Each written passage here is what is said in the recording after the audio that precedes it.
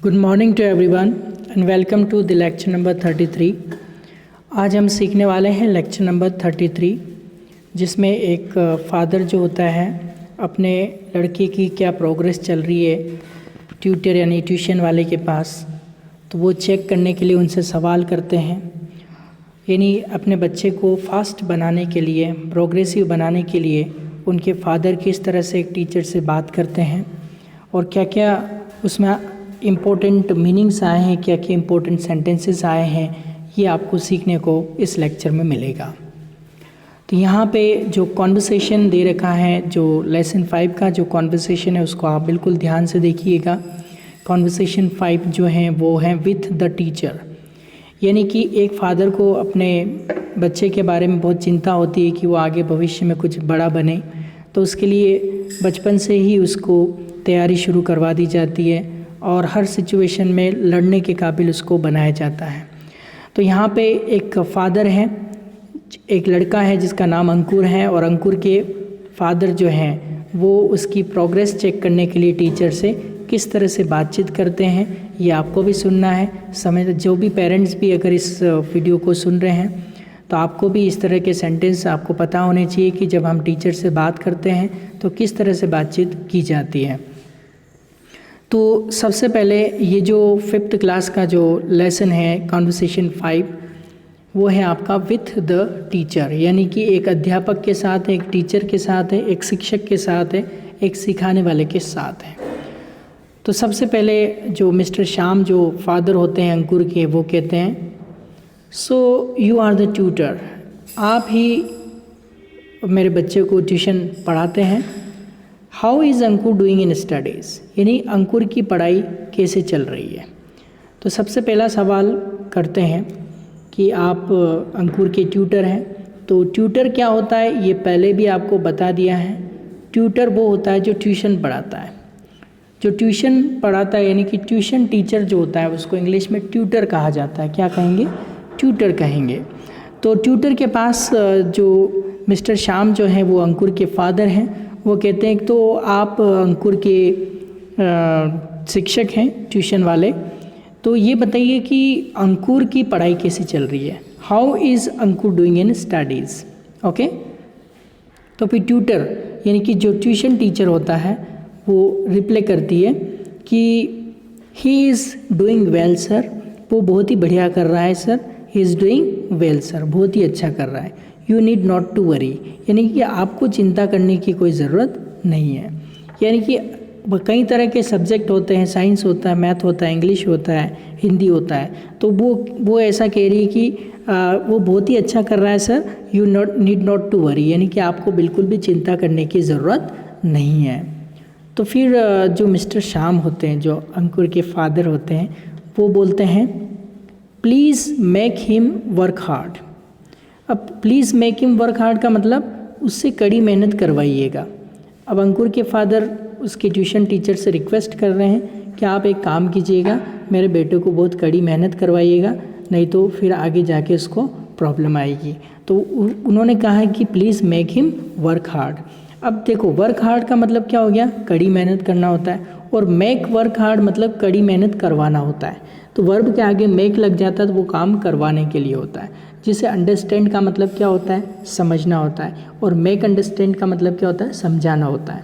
ठीक है, और लाभ का मतलब क्या होता है? हंसना होता है। मेक लाभ मतलब हंसाना होता है। इसी तरह हार्ड वर्क मतलब मेहनत करना होता है, और मेक हार्ड वर्क मतलब कड़ी मेहनत करवाना होता है। तो यहाँ पे हिम जो यूज़ हुआ है वो किसके लिए यूज़ हुआ है? वो उनके लड़के अंकुर के लिए यूज़ हुआ है। किसके लिए यूज़ हुआ है? अंकुर के लिए यूज़ हुआ है। तो क्या कहा मिस्टर श्याम जो फादर हैं, तो वो कह रहे हैं please make him work hard, आप उससे कड़ी मेहनत करवाइएगा। डोंट लेट हिम प्ले, उसे खेलने मत देना। तो अंकुर के फादर बोल रहे हैं ट्यूशन टीचर को कि उसे खेलने मत देना और आप उससे कड़ी मेहनत करवाइएगा। और फिर आगे I often see him playing. Often मतलब होता है अक्सर, यहाँ पे टी साइलेंट कर देते हैं, ऑफ्टन नहीं बोलेंगे, ऑफन बोलेंगे। तो I often see him playing, मैं अक्सर उसको अक्सर मतलब कई बार उसको खेलते हुए देखता हूँ। तो आप उसे खेलने मत देना और उससे कड़ी मेहनत करवाना, क्योंकि जब भी मैंने उसको देखा वो खेलता हुआ मुझे मिलता है। तो आप पहले तो क्या हुआ कि जैसे अंकुर के फादर आए तो अंकुर के फादर ने कहा कि तो आप अंकुर के ट्यूशन टीचर हैं, तो आप ये बताइए कि अंकुर की पढ़ाई कैसे चल रही है। तो फिर ट्यूटर बोलती है कि वो बहुत ही अच्छा कर रहा है sir, he is doing well sir, you need not to worry, आपको चिंता करने की ज़रूरत नहीं है। तो फिर मिस्टर श्याम ने क्या कहा, please make him work hard, उससे कड़ी मेहनत करवाइएगा, डोंट लेट हिम प्ले, यानी कि उसको खेलने मत देना। फिर उन्होंने एक बात और कही कि I often see him playing, मैं अक्सर उससे खेलता हूँ, ऑफन मतलब अक्सर यानी कई बार, कई मरतबा उसको खेलता हुआ देखता हूँ। I often see him playing, मैं कई बार उसको खेलता हुआ ही देखता हूँ। तो फिर ट्यूशन टीचर बोलती है, sir to tell the truth playing is equally important for him. Sir अगर मैं सच बात बताऊँ तो, टू टेल द ट्रूथ, सच कहूँ तो, playing is equally important for him, खेलना भी उतना ही ज़रूरी है जितना पढ़ना। यानी sir to tell the truth playing is equally important for him, यानी कि खेलना उतना ही ज़रूरी है जितना पढ़ना। तो यानी कि टू टेल द ट्रूथ, एक सेंटेंस यहाँ पे यूज़ हुआ है, टू टेल द ट्रूथ, यानी कि सच कहूँ तो सच कहूँ तो को इंग्लिश में क्या कहते हैं, टू टेल द ट्रूथ। और पढ़ना खेलना उतना ही ज़रूरी है जितना पढ़ना, तो playing is equally important for him. तो अब इसका मतलब क्या हुआ कि खेलना उतना ही ज़रूरी है जितना पढ़ना। तो अंकुर के फादर ने कहा कि please make him work hard, उससे कड़ी मेहनत करवाइए, डोंट लेट हिम प्ले, उसे खेलने मत देना, I often see him playing, मैं अक्सर उसे खेलता हुआ ही देखता हूँ। तो ट्यूशन टीचर ने क्या कहा, sir to tell the truth, अगर मैं सच कहूँ तो playing is equally important for him, यानी कि खेलना उतना ही ज़रूरी है जितना पढ़ना। ओके, अब आगे चलते हैं। अब मिस्टर श्याम जो होते हैं वो मिस्टर श्याम क्या कहते हैं, I wish to see him in merit list this year. अब देखो उसके फादर की क्या इच्छा है, I wish to see him in merit list this year, मेरी इच्छा है कि मैं इस साल उसे मेरिट लिस्ट में देखूं। दैट्स वाई, अब यहाँ पे दैट्स वाई का मतलब क्या होता है, इसी कारण से। किस कारण से, कि मेरी इच्छा है कि मैं उसे इस साल मेरिट लिस्ट में देखूं। तो क्या है, I wish to see him in him, यानी किसे, अंकुर को। तो I wish to see him in merit list this year, मैं उसे यानी कि मेरे बेटे अंकुर को, मेरी ये इच्छा है कि इस साल मेरिट लिस्ट में देखना चाहता हूँ। ओके, दैट्स वाई मतलब क्या होगा, इसी कारण से। दैट्स वाई मतलब क्या हो गया, इसी कारण से। I asked you to do so, मैंने आपको ऐसा करने के लिए कहा। ऐसा करने के लिए क्या कहा, यहाँ आस्क्ड का मतलब पूछा नहीं, यहाँ कहने से है। I asked you to do so, ठीक है। आस्क वाला जो पिछला जो लेक्चर आपका आया था पूरा, आप देखिए कॉन्वर्सेशन पूरा जब आया था वो पार्टी वाला कॉन्वर्सेशन था। इससे पिछली जो 4th नंबर की क्लास में इन अ पार्टी वाला, उसमें आस्क की बहुत सारे सेंटेंसेस आए थे, तो वहाँ से आप सीख सकते हो कि आस्क का मतलब पूछना या सवाल करना नहीं था यहाँ पे आस्क का मतलब होता है कहना। तो I asked you to do so, मैंने टू डू सो मतलब ऐसा करने के लिए कहा है। कैसा करने के लिए कहा है, कि मैं उसको इस साल मेरिट लिस्ट में देखना चाहता हूँ। तो I want to see him in merit list this year, मैं इस साल उसको मेरिट लिस्ट में देखना चाहता हूँ। दैट्स वाई मतलब इसी कारण से। I asked you to do so, मैंने आपको ऐसा करने के लिए कहा है। ठीक है, समझ में आ गई होगी बात आपको। तो एक बार जो बातचीत हुई उसको मैं दोहरा देता हूँ। सबसे पहले अंकुर के फादर आते हैं ट्यूशन टीचर वाले के पास और बोलते हैं, so you are the tutor, तो आप ट्यूशन पढ़ाते हैं अंकुर को। How is Ankur doing in studies, Ankur की पढ़ाई कैसे चल रही है। तो फिर ट्यूटर बोलती he is doing well sir, वो बहुत ही अच्छा कर रहा है। You need not to worry, आपको चिंता करने की कोई ज़रूरत नहीं है। तो मिस्टर श्याम बोलते हैं, please make him work hard, उससे कड़ी मेहनत करवाइएगा, ये आपसे अनुरोध है। डोंट लेट हिम प्ले, उसे खेलने मत देना। I often see him playing, मैं उसको अक्सर खेलता हुआ देखता हूँ। तो टीचर बोलता है sir to tell the truth playing is equally important for him, sir अगर सच बात कहूँ तो खेलना उतना ही ज़रूरी जितना पढ़ना। ओके तो फिर शाम बोलते हैं कि I wish to see him in merit list this year, that's why I asked you to do so, मैं उसको इस साल मेरिट लिस्ट में देखना चाहता हूँ, इसलिए मैंने आपको ऐसा करने के लिए कहा कि आप उसको खेलने मत दो, उसे कड़ी मेहनत करवाओ। और क्या बोला था, मैं अक्सर उसको खेलते हुए ही देखता हूँ। तो इस तरह से आप बातचीत कर सकते हैं।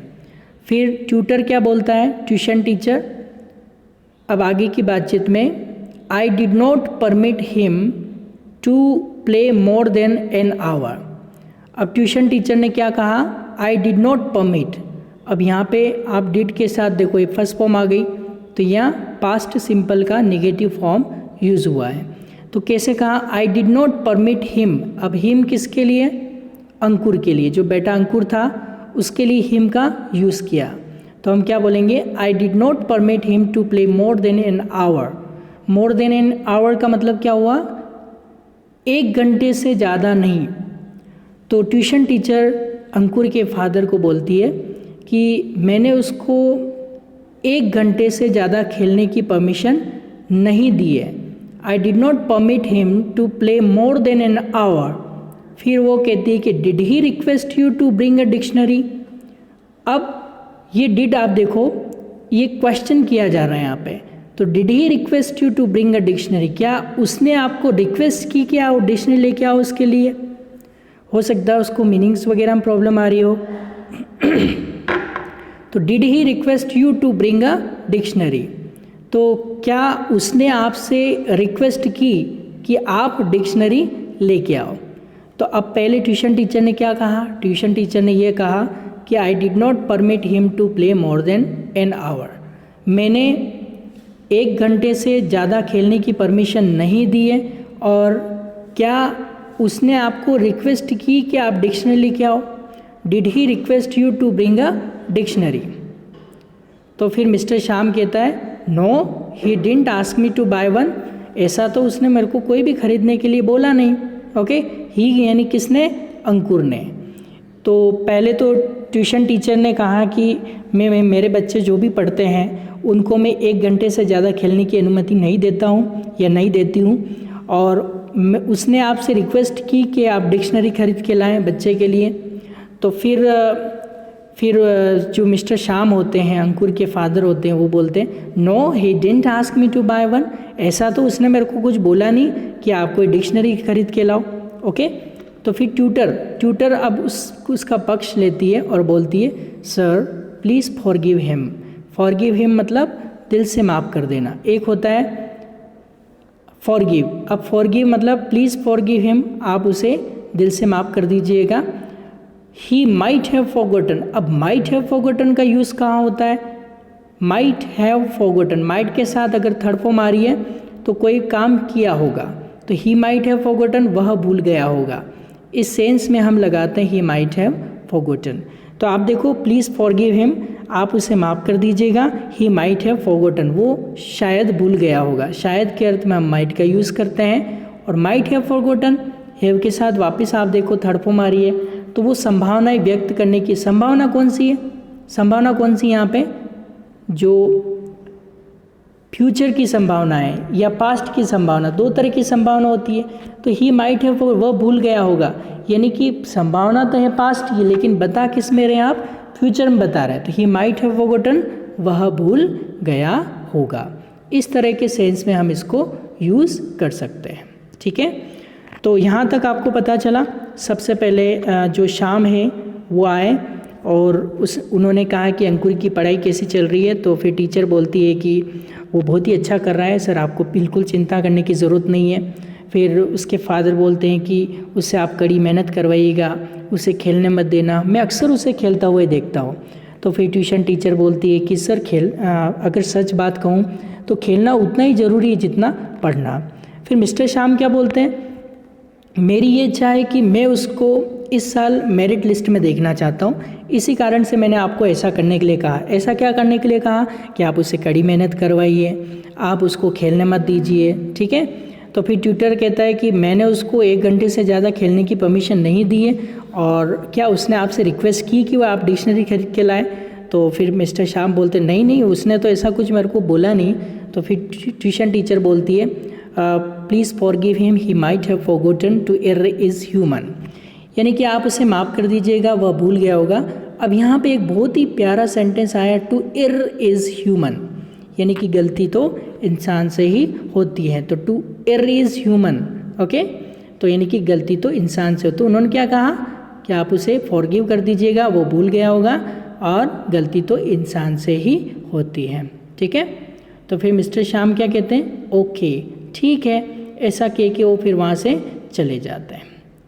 उसके बाद क्या होता है, उसके बाद ट्यूशन टीचर जो होता है, वो ट्यूशन टीचर क्या कह रहा है कि I wish him to top in the class, top the class in maths too. Maths एक सब्जेक्ट होता है, उसमें भी उसको टॉप करवाना है। तो अब इनकी क्या इच्छा है, इसके पापा की ये इच्छा है कि ट्यूशन टीचर को बोलते हैं कि I wish him to top the class in maths too, यानी कि मैं चाहता हूँ कि मेरा बच्चा मैथ में भी टॉप करे, यानी ओवरऑल मेरिट में तो मैं देखना चाहता ही हूँ, लेकिन जो मेरा बच्चा जो है क्लास के अंदर मैथ में भी टॉप करे। So I advised him not to celebrate holiday on Sunday, इसीलिए मैंने उसको बोला कि संडे के दिन छुट्टी नहीं मनाए। So I advised him not to celebrate holiday on Sunday, इसलिए मैंने उसको सलाह दी कि वो जो संडे के दिन सेलिब्रेट ना करे हॉलीडे को, यानी रविवार की छुट्टी नहीं मनानी है, उसको संडे को भी कोचिंग पे आना है, ठीक है। तो इस तरह से वो बातचीत ट्यूशन टीचर कह रही है कि I wish him to top the class in math too, so I advised him not to celebrate holiday on Sunday, यानी रविवार के दिन भी छुट्टी नहीं मनाए। ये बात किसने कही है, ये बात किसने कही, ट्यूशन टीचर ने कही है, ठीक है। उसके बाद जो मिस्टर श्याम होते हैं, वो श्याम बोलते हैं his mother was worried about his health. तो वो क्या है कि पढ़ाई बहुत करता है, यानी कि 7 से 8 घंटे घर पे पढ़ता है, और उसको पूरा डिस्ट्रिक्ट तहसील लेवल टॉप करना है। तो उसकी मम्मी जो हैं उसके हेल्थ के बारे में बहुत चिंतित है कि पूरा दिन पढ़ता रहता है, यानी कि खेलता भी नहीं है। तो his mother was worried about his health, इसको उसकी मम्मी उसके बारे में बहुत चिंता करती है। तो फिर यहाँ पे देखो आप, ट्यूटर का मतलब होता है जो ट्यूशन पढ़ाता है, उसको हम क्या कहते हैं, ट्यूटर कहते हैं। तो ट्यूटर क्या कहता है, please ask her not to worry. अब यहाँ आस्क का मतलब पूछना या सवाल करना नहीं है, आस्क का मतलब यहाँ पे क्या हो गया, कहना। तो please ask her not to worry, उसे कहना कि बिल्कुल भी चिंता ना करें। I never tell my student to carry burden और टेंशन। अब यहाँ पे बहुत ही बढ़िया वर्ड है बर्डन और टेंशन। बर्डन का मतलब होता है बोझ, और टेंशन मतलब चिंता। तो वहाँ पे ट्यूशन टीचर ने क्या कहा, I never tell my student to carry burden और टेंशन। मैं कभी भी मेरे स्टूडेंट को टेंशन और बर्डन की बोझ और चिंता ले जाने की अनुमति नहीं देता हूँ, और उसे नहीं कहता हूँ कि आप बर्डन और टेंशन लेके इस काम को करो। बहुत ही रिलैक्स माइंड से, फ्री माइंड से आप पढ़ो, कोई दिक्कत नहीं है। तो I never tell my student to carry burden और टेंशन। फिर इसके बाद नेक्स्ट मिस्टर श्याम जो हैं, वो मिस्टर श्याम क्या बोलते हैं, अब ट्यूशन टीचर ने क्या कहा, please ask her not to worry, यानी कि उसे कहिए कि वो चिंता ना करे। और I never tell my student to carry burden और टेंशन, यानी कि मैं कभी भी मेरे स्टूडेंट को ये नहीं कहती हूँ या ये नहीं कहता हूँ कि वो बर्डन यानी कि बोझ और टेंशन लेके जाए। तो यहाँ पे एक मीनिंग है कैरी। तो कैरी का मतलब क्या होता है, ले जाना। बर्डन और टेंशन, बर्डन और टेंशन यानी कि बोझ और चिंता को ले जाए। इस तरह से यहाँ पे उसने बातचीत की है। उसके बाद जो मिस्टर श्याम होता है वो कहता है, let's hope and pray for him to gain a good position in exam.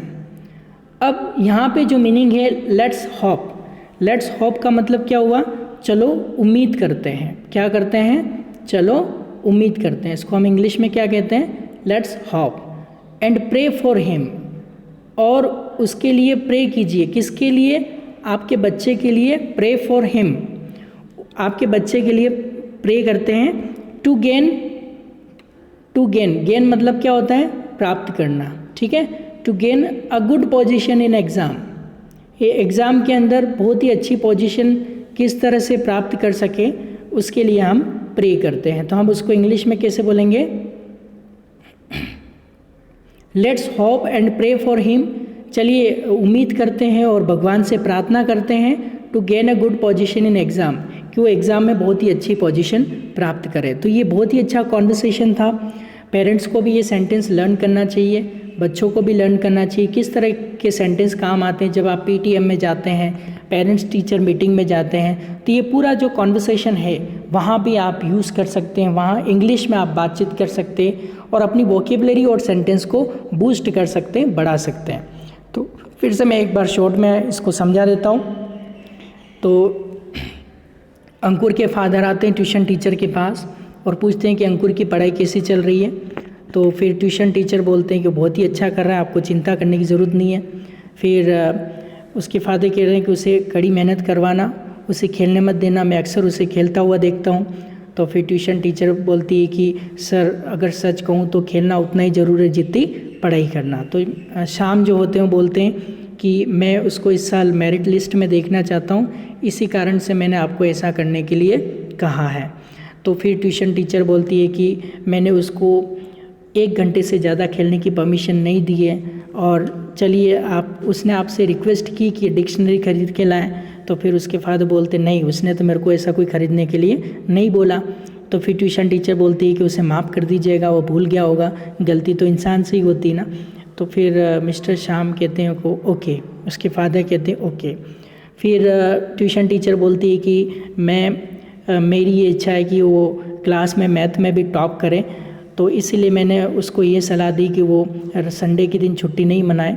तो फिर लड़के के फादर बोलते हैं कि उसकी मम्मी उसके बारे में बहुत चिंतित है, उसकी हेल्थ के बारे में। तो फिर वो बोलती है कि उसे कहना है कि वो चिंता न करें, क्योंकि मेरे स्टूडेंट को मैं कभी भी बर्डन और टेंशन यानी कि बोझ और चिंता ले जाने की अनुमति नहीं देता हूँ, या नहीं कहती हूँ कि यहाँ से आप चिंता लेके जाएं या बोझ लेके जाएं। तो फिर मिस्टर श्याम बोलते हैं कि चलो उम्मीद करते हैं और भगवान से प्रार्थना करते हैं कि वो उसे एग्ज़ाम में अच्छी पोजीशन मिले। तो ये एक कॉन्वर्सेशन था विथ द टीचर, जो कि आपको बहुत ही अच्छे से क्लियर करना है, हर जगह काम आने वाला है। तो आज के लेक्चर में हम इतना ही पढ़ेंगे। Till then good bye and take care.